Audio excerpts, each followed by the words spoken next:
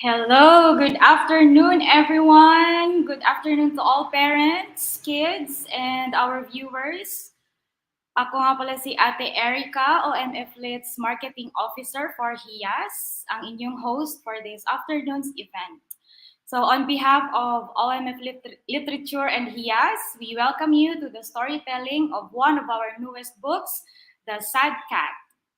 It's written by Sarile-Alagao and illustrated by Eniddin.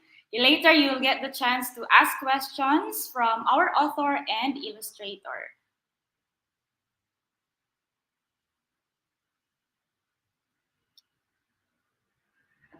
Okay. Yan, may mga friends na ba tayo dyan na nanonood?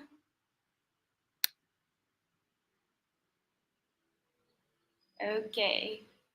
So this online event is made possible by OMF Literature, the leading Christian publisher and distributor of Christian books in the Philippines. We specialize in books of inspiration, biblical instruction, and practical living. HIAS is the children's imprint of OMF Literature, and it offers a lot of books about Christian values, health, and Bible stories, among others.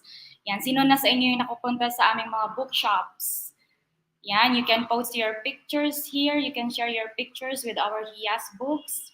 Pwede rin. Our OMF books. And because today is also National Homeschooling Day, sino sa inyo ang mga homeschoolers, mga homeschooling moms?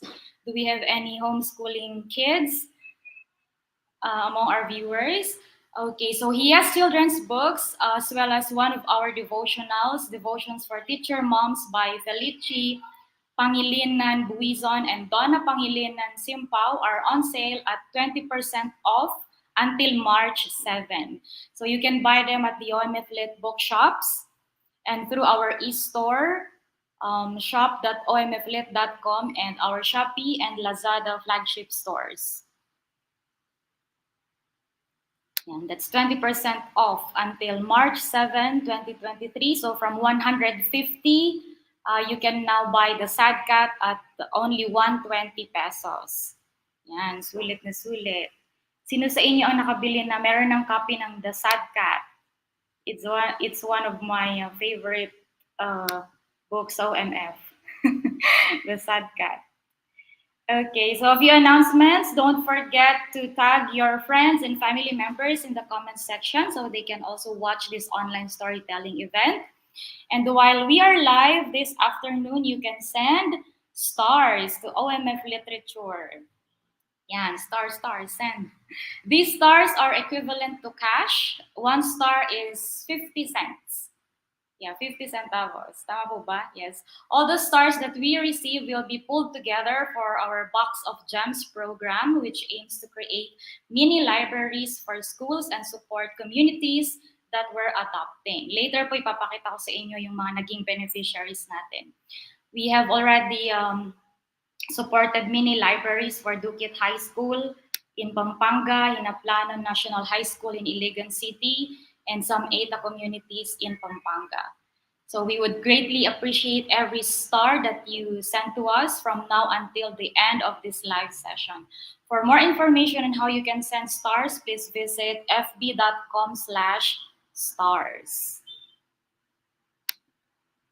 Yan. So The Sad Cat, written by Sarile-Alagao or Tita Mich. You can call her Tita Mich or Teacher Mich, and illustrated by Eniddin, was one of the children's books that we released September last year. It has already become a favorite, not just for kids and adults who love cats. Do you love cats? But also for parents that need help in teaching kids how to cope with sadness and negative emotions. Yan. If you have your cats watching with you, yan. Hello, cats.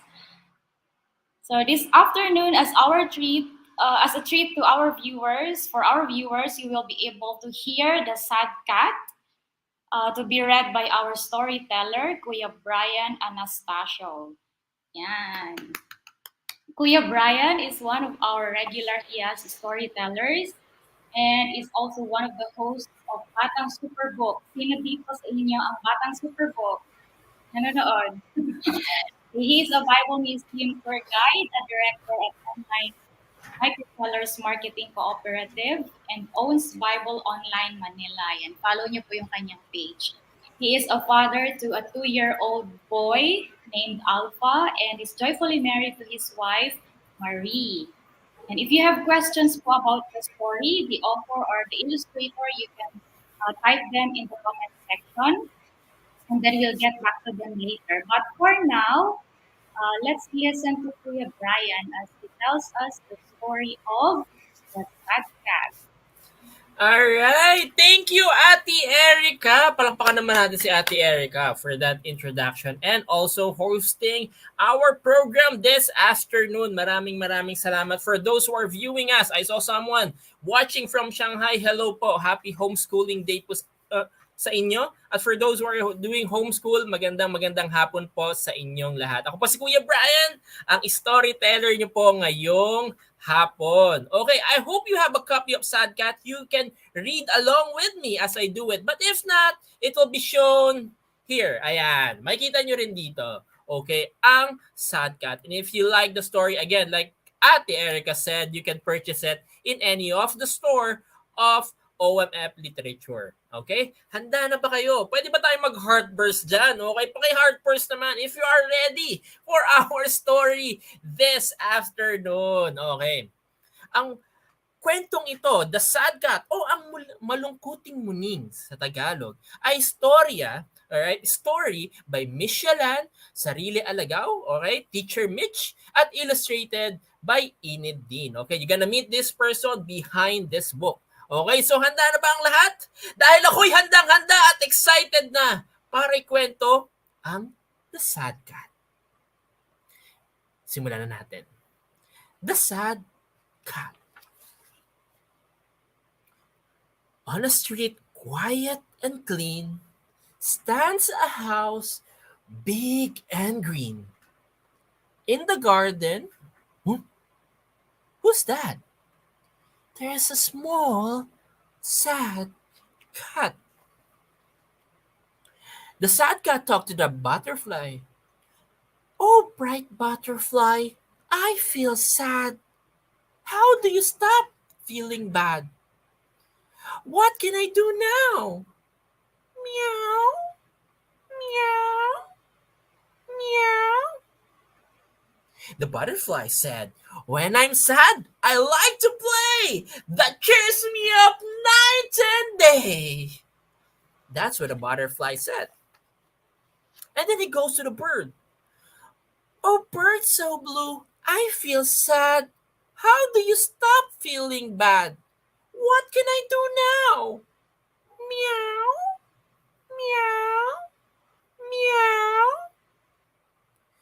The bird said, I like music and try to sing my favorite song. Anything! Yes, anything! And then he comes to a puppy. Oh, playful puppy, I feel sad. How do you stop feeling bad? What can I do now? Meow, meow, meow. Woof! When I'm sad and I don't know why, sometimes I just need to cry.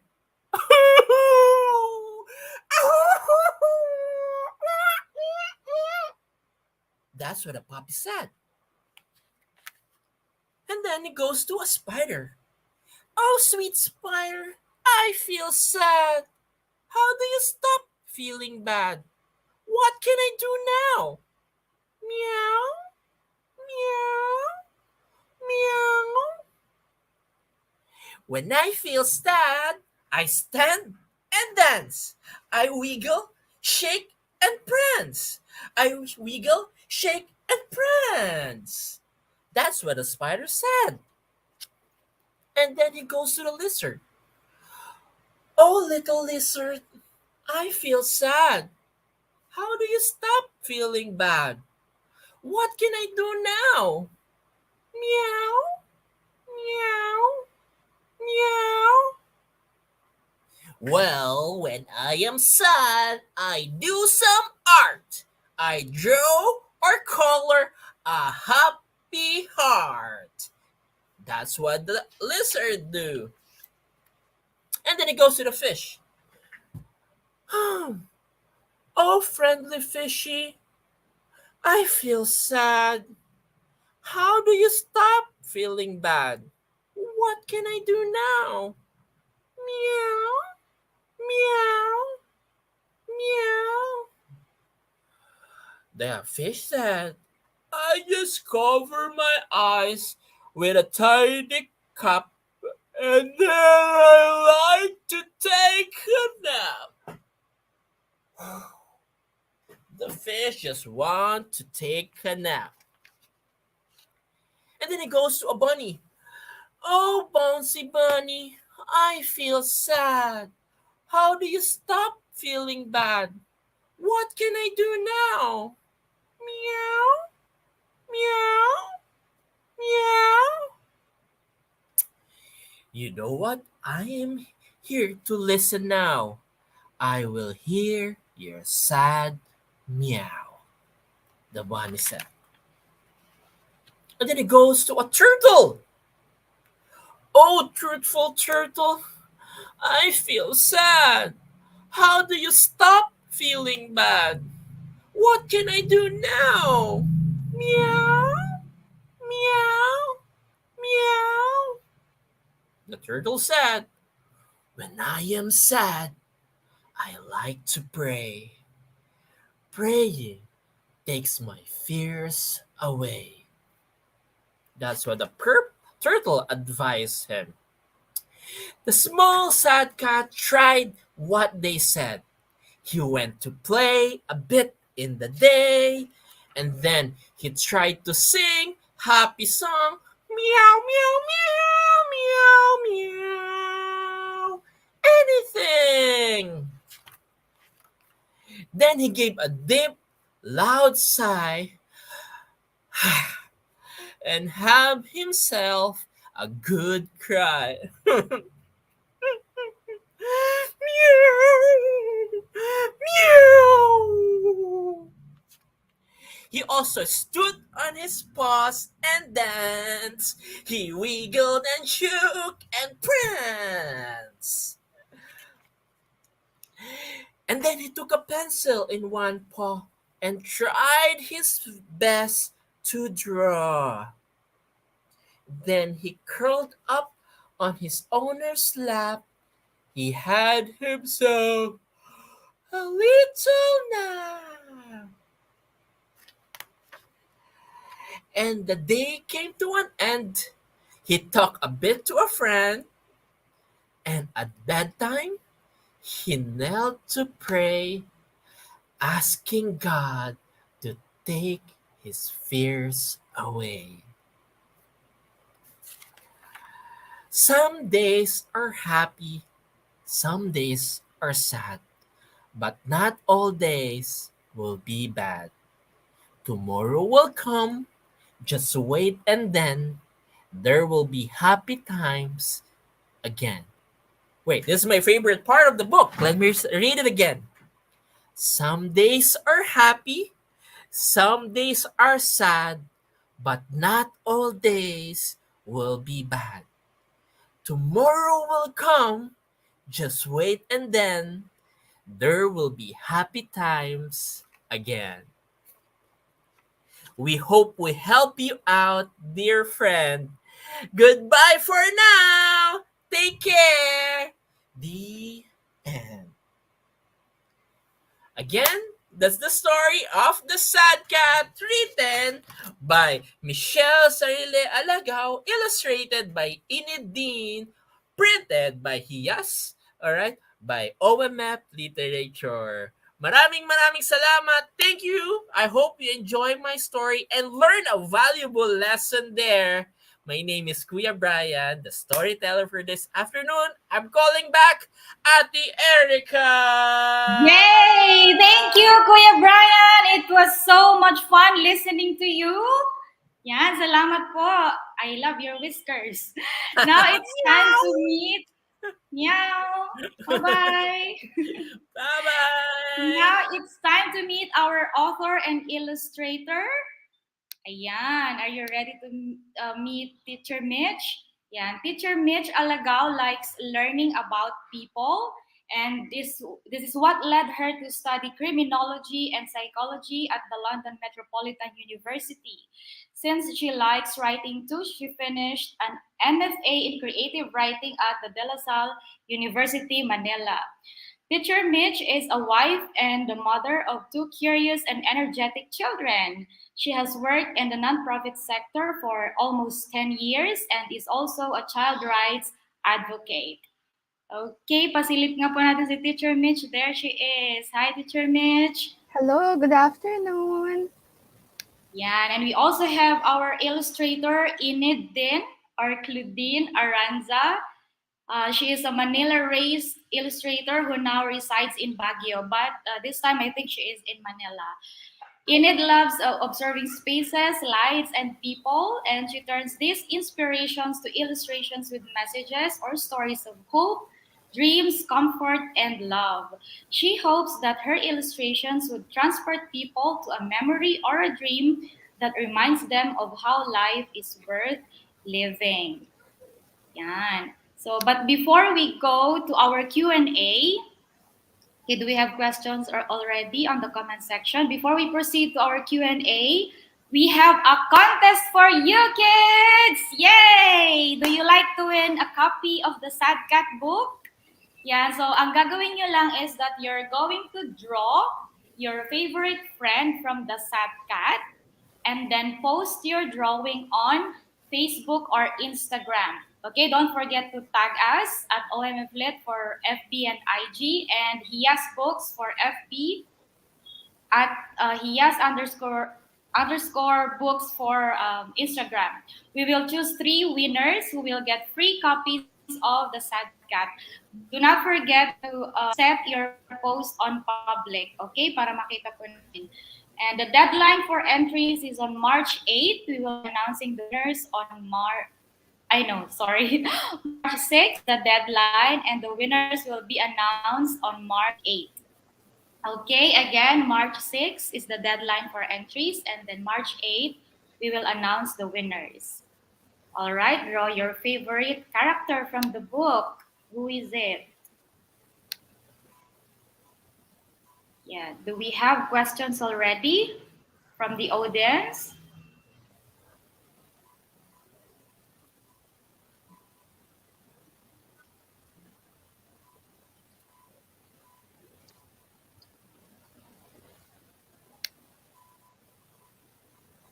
All right, okay, let's ask the first question kay Teacher Mitch.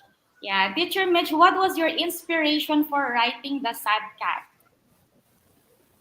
Thank you, Ate Erica. Hello again, everyone.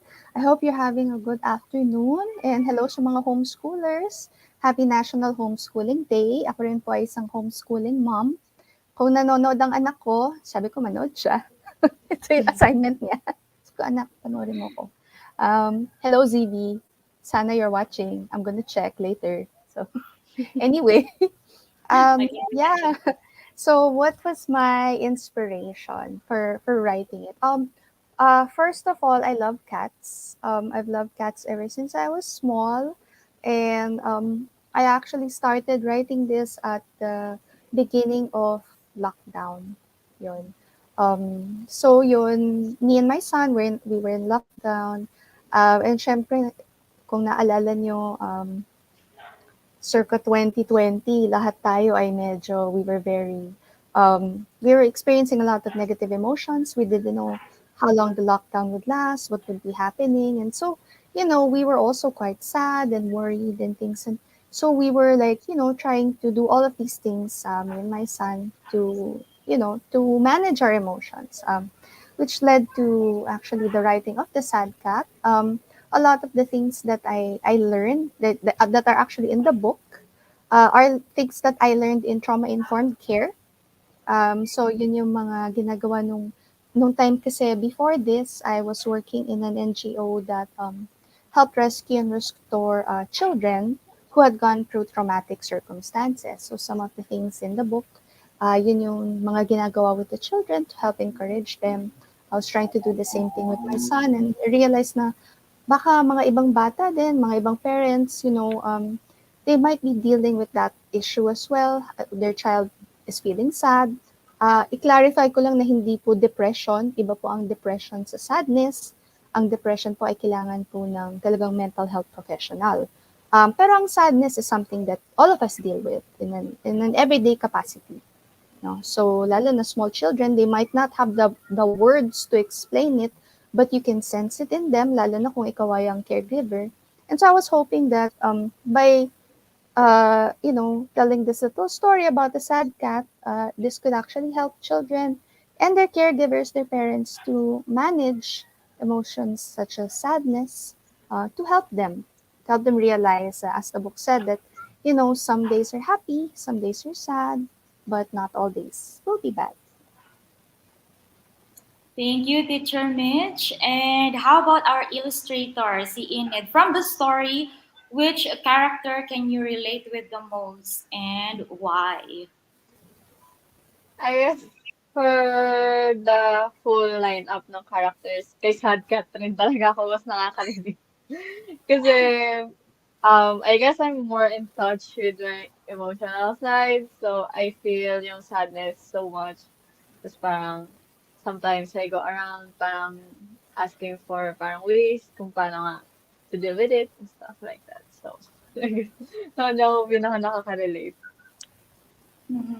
And I think you're gonna share with us, yan, let's show po yung kanyang drawing process. Ayan. Ah, This and is, can you tell more about your drawing process for the characters?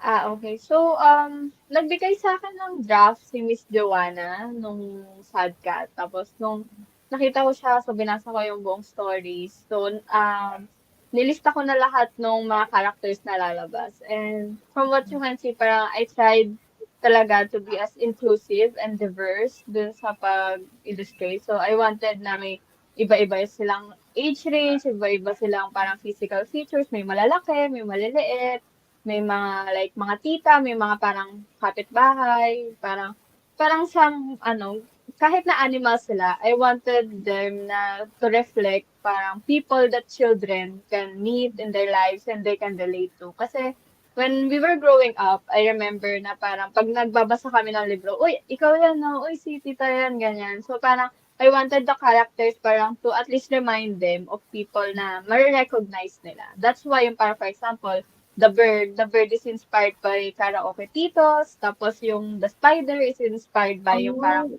mga interesting. mga dancing titas, yung mga kasi yung mga tita ko kasi parang nagbo-ballroom, so parang doon sila inspired yan. And then I also wanted to show na parang meron na I wanted to include din yung parang people with disabilities. For example, yung butterfly has glasses kasi parang may eyesight siya, disability siya. And then the spider also has parang amputee siya. So parang I wanted to include them din do sa story kasi parang we meet them as well in our lives. So parang ayun yung natutunan ko kasi doon sa isang workshop na natanan ko about parang illustrating for children na parang be as inclusive as you can do sa story. Tapos parang hindi siya yung parang you make it na parang sobrang in your face dun sa illustration. Pero parang normal lang siya na part ng story. Just as how normal it is with the life. Yung lives natin. So, gano'n. Kaya, I wanted nga yung parang yung illustration to reflect different kinds of people na ma-recognize ng mga bata. So, ayun. Ayun yung makikita niyo siya. Pag tinignan mo yung line-up ng mga characters, iba-iba yung itsura talaga. Parang gano'n. Oh, nice. I think we also have a video, tama, of your illustration process. Yes, we can, Okay. yan. So, yung sa illustration process naman, once na-determine na yung na-approve na nila Miss Michellan tsaka nung team yung characters. So, I proceeded na din dun sa pag-illustrate ng mga boards. So, in-sketch out ko na yung pages niya. And what you can see here dito sa video is yung coloring process na siya. Ayan is nangyari na siya after ma-approve nung team yung sketches, yung line arts, tapos yung composition. So, yung makikita niya sa video is more on parang finalization na siya. Ayan na yung naglalagay na ng textures, ng details. She's my favorite part dun sa ano kasi I really love adding Easter eggs dun sa mga illustrations. Ayun yung makikita mo dyan dun sa video na sinishare. So, ayun. Yun. Thank you, Miss Enid. Okay, let's go back to Teacher Mitch again. Ayan. Kindly share to us po, what do you usually do to calm down when you feel sad or when you're trying to help your kid when he feels sad? Ako talaga umiiyak ako. Iyakin ako. So I cry. Yun ako, umiiyak din. And I like to take a nap actually. Minsan kasi parang itutulog ko muna to and then maybe when I wake up, I'll feel better. Kasama yun sa sa book. Also creative exercises or doing creative activities helps me personally and also my son. So like he likes drawing. Ako hindi talaga ako marunong. Pero siya nagdo-drawing siya. Ako naman nagsusulat. So yun, those are some of the things that we like to do. Oh, okay. Thank you, Teacher Mitch. Ako din, gusto ko ring matulog. Oo. I want to hear you, Ate Enid. What do you do when you feel sad? Tsaka ikaw, Ate Erica. I also take a nap. Umiiyak ako sa banyo, kasabay ng shower. Para hindi marinig. Ano na, sabay hugas na. Yeah. Ako Tas naglalakad lang ako sa labas. lipstick, ganyan. Something bright, pink or red, gano'n. Oh, si Enid, ayan. Ako Naglalakad. naglalakad lang ako sa labas kasi there's something healing na parang walking outside, yung hangin nasa hair mo, tapos mag-observe ka lang ng sky, parang marirealize mo na there are still so many beautiful things na I might be missing kasi I'm cooped up inside, tapos naisip ko lang yung problema ko, so parang I take a short walk, ganun. Parang to clear my mind. Yeah. And we also call our friends and of course pray to God. Yeah. So last question, meron pang pahabol na question. Okay. There's one more question here. Can you share with us the valuable lessons that you learned as you were writing or drawing the sad cat? For me, I guess a valuable lesson I learned as I was writing the sad cat, I think was, well, this is more on the writing and I guess publishing process, no? Kasi first time ko to na illustrated book. And so it is a different process from just writing a book with just words, diba? So first children's book ko ito. And I learned that, well, teamwork for one, because there's a lot of back and forth and a lot of also suggestions for revisions and things. So that's really teamwork. Learning really to appreciate and trust everyone in the team. Super thankful ako kay Enid actually that she captured the spirit of inclusivity and really of gentleness dun sa book na talagang like yung dinedescribe niya kanina about adding characters, from real life and adding characters who are, have different disabilities. Super natuwa ako doon na she was able to just, kasi it made the book for me more meaningful. And really, that was Enid who added that. Like, hindi ko siya sinabihan or anything na, or Enid, gawin mo to, lagay mo to. No, I just, when I saw it, I was like, wow, this is so beautiful. And such a lovely way of bringing out even more of the themes of it. So, yun.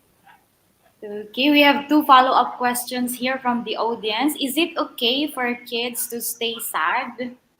Kaya na lang po siguro, Teacher Mitch, since you already have two kids. Ay, well, definitely. Sadness is a normal, everyday, regular emotion. If anyone has actually seen the movie Inside Out, yeah, the si happiness and sadness, as different aspects we have. Um, but of course, there's a time when, makikita nyo naman po for example, children usually they react because they're very young, they're very reactive. But if maybe you notice that your child is sad for no reason, no discernible reason, very frequently, then perhaps you should already contact a mental health professional. I can't give like, hindi ko masabi na pag sad siya ng 5 days in a row or pag sad siya 9 times out of 10. Hindi ko masasabi po yun kasi each child is unique. And so, kayo lang po yun makakaalam bilang mga magulang or caregiver if something is out of the ordinary or not. So it's best, I think, to be safe.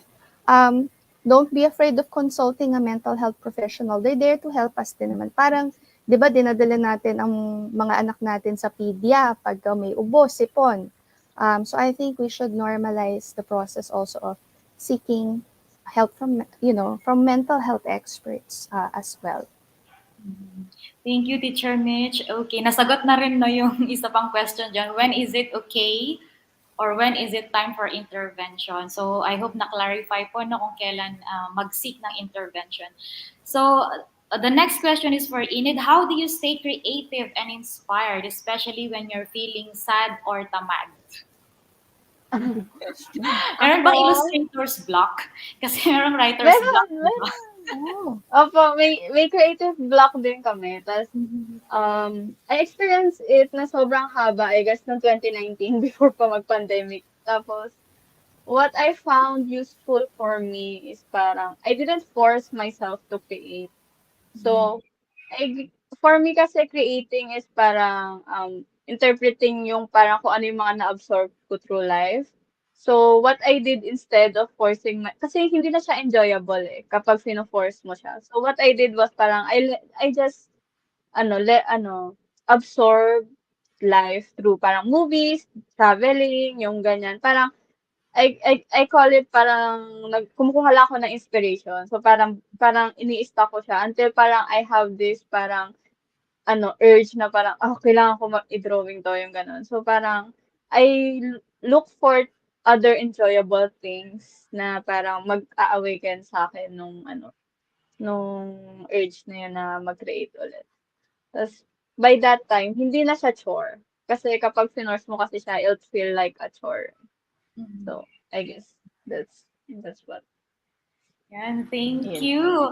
Eto pa, any advice for kids who want to write? This is for Teacher Mitch, and then for Enid naman, advice for kids who love to draw. Siyempre, ang aking first advice for anyone, children, young people, even adults who want to write or be writers is number one, read. Number two, read. Number three, read. So read, read, and read. Why? Because then you will know, what you like reading. You will know the different styles and techniques of writers. And then you can start writing something that you like. Something, kasi you are your first audience, di ba? Sino bang una makakabasa ng sinulat mo kung hindi ikaw? And so, you're writing for yourself, and the more things you read and know, then the more things you will be able to write. And so, you must read this book. Sabay promotion. Mga bata, basahin niyo na. Yan. So, segue na tayo kay Amy. Ayan. For me, kasi I started na hindi rin talaga magaling mag-drawing. Tapos yung advice ko lang is parang just draw. Parang, enjoy mo yung process ng pag-create. Tapos, although it might take a bit of time for you to like whatever drawing you are doing, it just means na parang you're one step closer to having the skill ng drawing na gusto mo. So, just keep on drawing. Parang, alam ko parang sobrang cliche niya, pero ayun kasi yun eh. That's how you get better. You start from somewhere. So parang you might be bad right now, pero you're one step closer to being good at what you're doing. So I hope you continue to enjoy yung process. Kasi that's what's gonna keep you drawing for long. That's what keeps me drawing up until now, kahit na parang ilang decades na ako na nagdo-drawing kasi na-enjoy ko siya. So I hope yun, yung enjoy mo siya tapos ang dami na kasi nating resources ngayon kasi may mga internet na. So parang you can learn parang from YouTube, may mga ganon. You can learn from Tutorials. online kasi may mga tutorials doon. Tapos just draw with what you can. For example, ako natuto lang ako sa mga likod ng mga parang mga resibo. Kung saan, kung ano yung makikita mo na na materials na available sa'yo. You don't need to start with parang yung mga bongga na mamahali na mga materials. Just start with what you have. Tapos parang grow mo lang din yung love mo for creating. So, ayun. Yeah, thank you, Teacher Mitch and Ate Enid. Before we say goodbye to you, we want to thank you again for sharing your ideas and answering our questions. Do you have any upcoming events that you'd like our parents and kids to join? Yeah, invite nyo na po sila. Ako. I think tayo, Erica, ay meron tayo next Monday na book talk. Tama ba? Next Monday. Saan? Ano yun? Sorry. May book, di ba, ikaw nagsabi sa akin, meron tayong book talk next Monday. Ay, hindi pala next Monday. Joke time naman ako. Sa March 13. Sa March 13.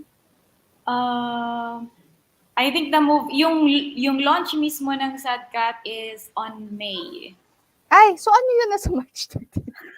Nahihilo na ako, sorry. Anyway, scratch that. Wala akong announcement. Okay. How about Ako, Enid? nasa Comiket po ako bukas, tsaka sa Sunday, I'll be selling some art prints and stickers, yun.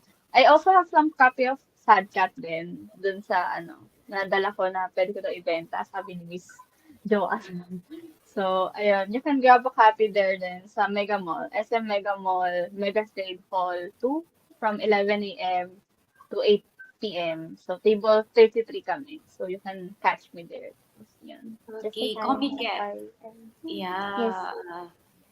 Yun. So, thank you once again, Teacher Mitch and Thank you Miss as Enid. well. Thank you so much for your time. Bye.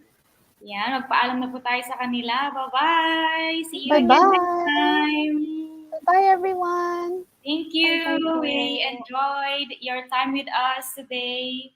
Okay, before we end our activity for this afternoon, some final announcements po. Okay, thank you again, Teacher Mitch, Miss Enid, and Kuya Bryan for your time. Yes, again, the Sad Cat and other Hiya's children's books and one of our devotionals, the Devotions for Teacher Moms by Felici Pangilinan Buizon and Donna Pangilinan Simpao are available at 20% off until March 7. Meron po kaming homeschooling week campaign promo which runs from March 1 to 7. Yan, habol na po kayo sa ating campaign promo. You can visit our Facebook page para sa mga detalye. Yan. So from 150, you can buy Sadcat for 120 na lang. And from 275, you can buy Devotions for Teacher Moms for only 220 pesos. Yan. Until March 7 lang po. We still have time. We still have 4 days. 4 more days. Tama? Yes. All right. So before we end, we would like to invite you to take part in our Box of Gems program. Okay, the Box of Gems is a collection of 100 carefully selected children's books, which donors can buy for only 12,000 pesos. Okay, you can buy the Box of Gems and give them to your chosen beneficiaries. Okay, this investment can go a long way in getting more children to fall in love with reading. Ito po, papakita po namin yung mga naging beneficiaries namin from 2020 to 2022. Yan, we have students from Iligan and also Pampanga. Nakipag-partner din po tayo sa church, sa isang church sa Pampanga, and we donated a box of gems to these ETA communities.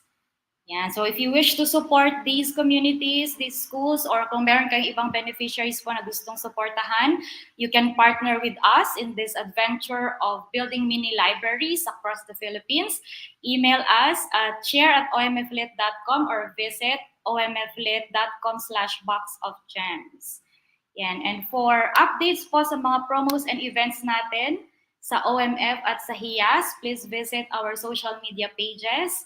Ayan, naka-flash po sa inyong mga screen. Screenshot nyo na lang po para may kopya kayo.